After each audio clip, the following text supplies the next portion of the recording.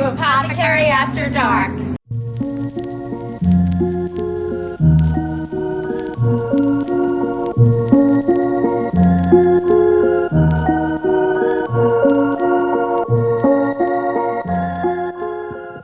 Hey everybody, welcome to another episode of Apothecary After Dark, Amityville Apothecary's official podcast. I'm your co-host and co-owner of Amityville Apothecary, Dina Rosenberg, and I'm coming here with my sister from another mister. Hi guys, I'm Danielle, DC, and I have known Dina since college, and I think we definitely are soul sisters. Yeah, I mean, you ever think about the fact that we've known each other longer than we haven't known each other? Isn't that wild?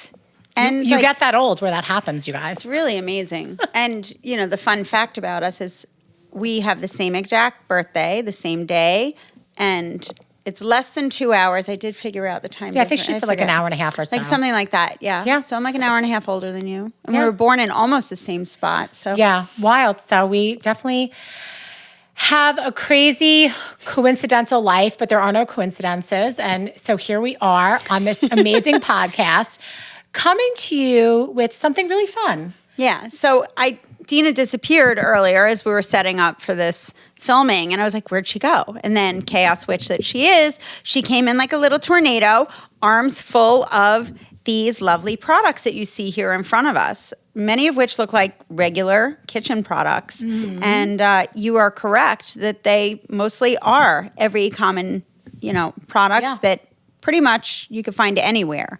So that really leads us to the theme of the discussion for today's episode, which is really like practical magic or beginner bitch. Well, 101, whatever you want to call practical magic 101, beginner witch, whatever it is. I thought let's have a conversation with people about how to get started with magic in some really basic ways with some really easy foundational knowledge that you guys already are going to know. Right? Yeah, because it's stuff that like everyone's like, I need to have a whole ceremony and do all these tools and have all these things. And like you don't actually. Oftentimes you'll be doing things which are magical and you don't even know it just because it's like intuitive or inherently like part of your behaviors. Exactly, which is why we're going to start with something that most people in the West already understand, and that is candle magic, because at least a couple of times a year, either you or somebody that you love is in front of a cake with candles on it, and you are meditating on your wish and blowing out those candles to make a wish, right? So I think we all have some basic understanding of candles. Yeah. Right? So I thought, why don't Danielle and I take you through some really easy color correspondences as it relates to candles. To start, yes. Then we can even go beyond that. But right now we're talking about candles. And it's color. Just a simple, easy way to learn about it, to utilize it as part of your day-to-day life. Yeah. So we're going to start. Danielle made me put them in Roy G. Biv, which our entire store is in rainbow order. So, of course, that makes sense. So we're going to start with the color red. Yeah.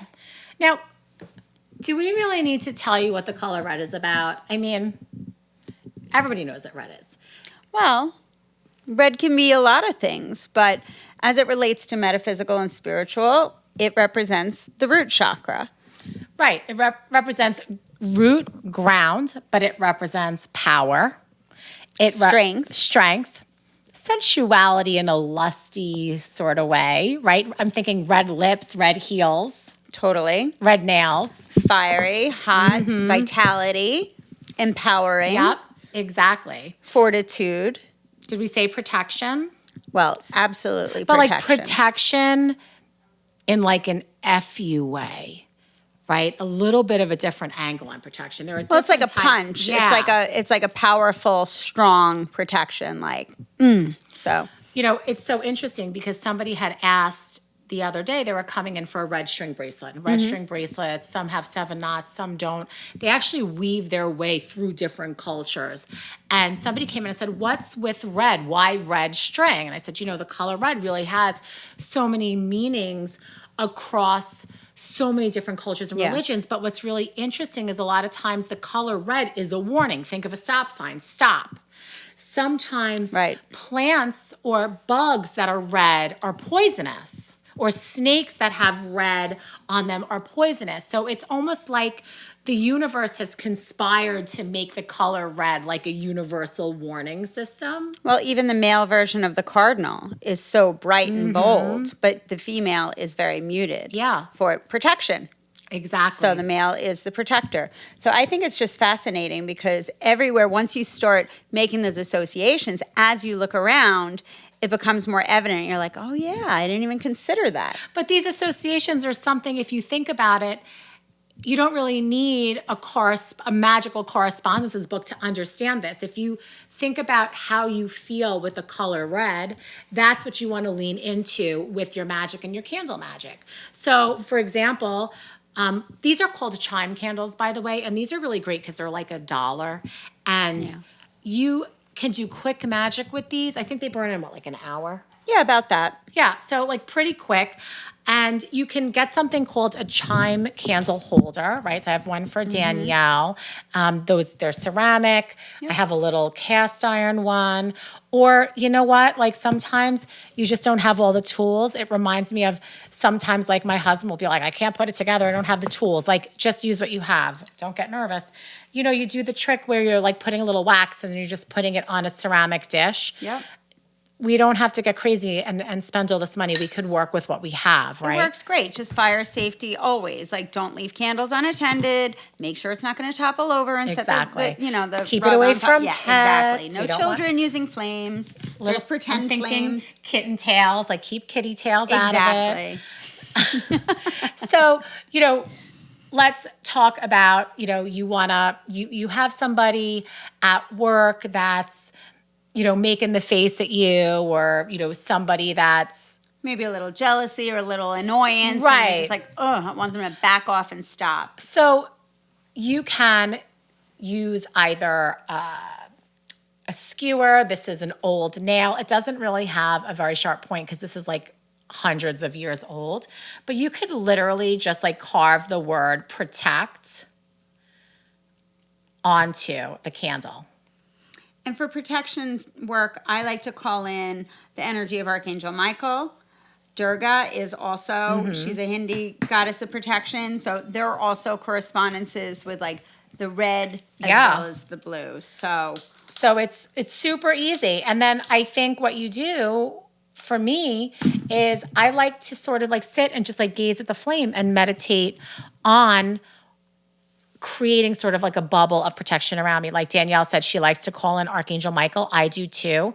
And just like visualize. I felt like it's just like a little kid when I said pretend. Yeah, it's a visualization tool. But I mean, also when you meditate, oftentimes you gaze into the flame as you set your intention, or you just can come up with like a mantra. So you can just say like, provide me with protection, divine protection, or, Archangel Michael, please surround me with your protection and keep anything that's not aligned with my highest and greatest good out of my energy space. That's it. It's that simple. It doesn't have to be complicated. We just did magic. There you go. Orange. What do you think about orange? I love the color orange. If you think about the energy, first of all, when you crack open a fresh orange, it's that invigorating, sweet smell. It's so yummy. It's so joyful. It's happy. You think of a sunshiny day. It's such a nice treat. It's nature's candy. So orange is a very happy, uplifting, invigorating color. And it is associated with your sacral chakra, which is in charge of your sexuality as well as your creativity and imagination. So it's the color of artistry. So if you have been feeling blocked, you can work with the color orange to spark that passion, that swagger, that hot girl summer, the inner flame. Orange is the color that you work with for that. Also, like Danielle said, if you're feeling blocked, orange is also a color that you would use for a spell that's called an open road or a road opener. So typically that's the color of bursting open to get those obstacles that maybe have been impeding you or, giving you just like a fuzzy feeling, thinking of like clear heads a little bit. Like Danielle said, creativity, even like opening roads for money. It's not a traditional money color, but you can on occasion put a little orange in your magic to maybe like brighten up and energize where maybe your manifestation abundance has gone stale. Yeah, and it's also burning through any blockages. So again, if you look at the color of the flame, the orange, it includes the red, the orange into the yellow. And those three colors represent your lower three chakras. So your red is associated with your root. Your orange is associated with your sacral, which is right below your belly button. And then the yellow is your solar plexus. And those are your lower three chakras that are in charge of your sense of security and foundation, your sense of creativity or sensuality or passion, and then your self-esteem and confidence and motivation. So the combination of these three work together to really fortify you with vitality as well as to move forward and propel to manifest. Yeah. So yellow would be, like Danielle said, it's your will, it's your moving through into the world with confidence, driven, with knowing who you are and knowing that you can meet your goal. So for yellow candles, think about, Danielle mentioned orange, the orange fruit. For orange, I think about lemons when I think about the color yellow. How you feel with lemon, it's not a restful color, a restful smell, it's an energizing smell. Right. Thinking about too, like a lot of times in the olden days of the 90s and the 80s, we would paint our kitchens yellow. Yeah. Right? Because it's a family place. It's a place where you're a lot of times entertaining. You have a lot of action in there. People are coming in and out of your house. Like how many times when you were a kid, you would have a back door off your kitchen and that's where your friends would come in or where you would enter. So yellow is really like a big action color. Yeah, it's awakening, it's invigorating, it's effervescent, it's corresponding with the sun. Joy, so it brings success. that joy, the blessings, the abundance, the brightness and happiness of a lemon. Right. So it's very invigorating. So if you want to manifest and really be inspired and motivated, yellow is a great candle color to work with, and you can etch the letters of the words that you want to infuse in this, set the intention, and then you can light the candle, and that candle will help support your intention, and you can meditate upon it. And then that carries out and supports you in that initiative. All right. We got green. Yes. Everybody knows green is money, right? Because it's the color of our money in this country, right? Green is corresponding to the heart as well. So when we think about the heart, you think about love, but I wouldn't really use green for a love candle. I'd probably stick with pink, but I would use green for health. Yes. So the way that I think about green, it is the color associated with your heart chakra. So it's green for the physicality and pink for the emotionality. So if you think about green of nature and nurturance and a tree that's growing and nurturing, like obviously your heart, if that stops, you cease to exist. So green, it's the overall essence of health and nurturance and growth and healing. Yes. So for all of those things, green is great for that. It's also the money and the abundance and the good health of your overall being. Yeah, luck, success, all that is with the color green. Lucky clovers. Yes. Now, I adore the color green so much, and this is the most popular color because, everybody comes in asking for money. So we sell through green candles faster than any other candle and color. green also associates with jade and good fortune. Exactly. So, and then pink emotionality. So it also can be part of the higher chakras too. But we'll go to blue first. We're going to blue. So blue is an interesting color because blue is communication. This color blue, I connect this color blue more with the third eye than the throat, but they don't really make turquoise candle. So Right. this color blue would bridge either communication.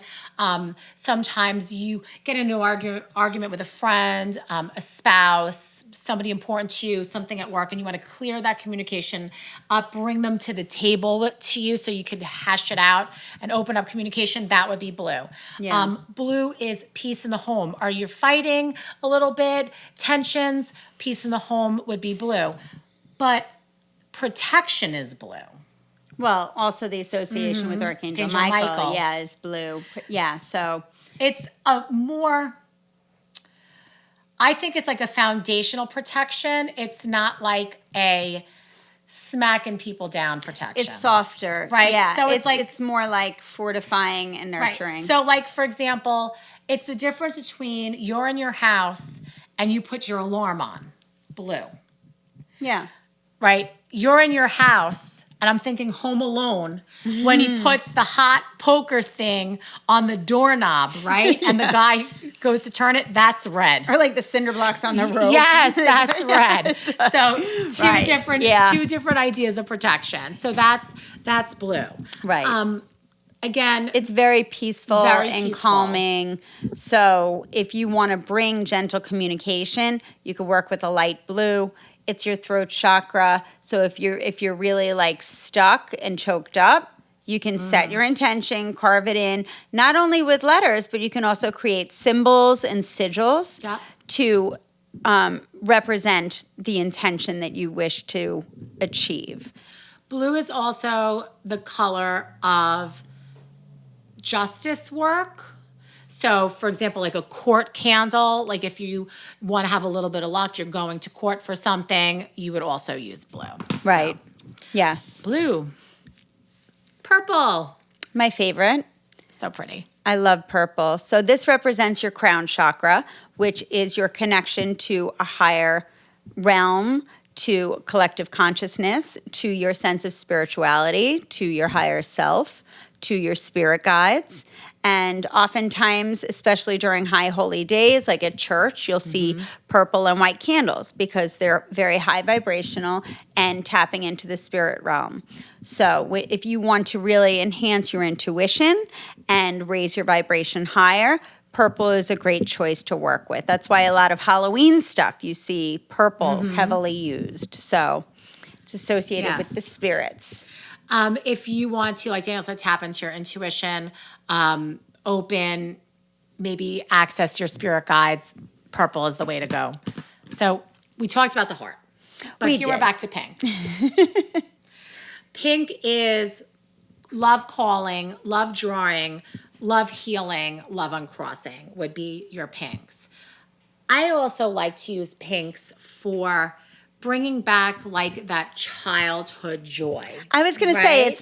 it's playful. Innocent. And it brings a playfulness of your inner child back into like if you're suffering from heartbreak or heartache or sorrow or grief, you work with pink because it's bright and cheerful and uplifting. So it helps rediscover and say like it's safe to come out now. We're going Yeah. to work on the healing aspect of it. So it can also be sisterly love, maternal love. Yeah. So agape love, which is love for mankind. So it doesn't have to just be romantic, even though it very much can be used for that. Yeah. So Yeah. super sweet. And then not in the rainbow, but incredibly important, we have white and black. We're going to do black first.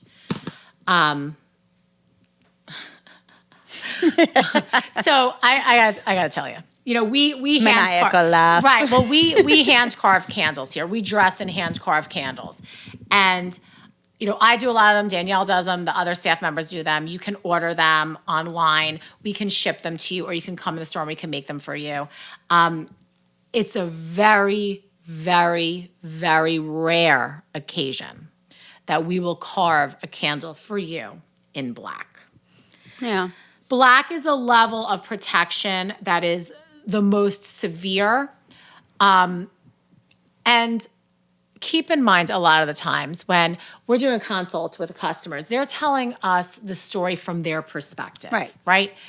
There's, as we know, 3 sides to every story. That's what my dad always says. 3 sides to every story. Your side, their side, and the truth, right? It's like a dad saying. It's such a dad but saying. It's so true, Yeah. right? So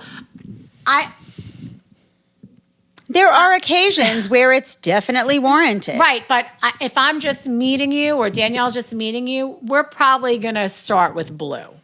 Or even a gray. We do have gray, Right. which is a little bit softer. But black is a full stop. Yeah.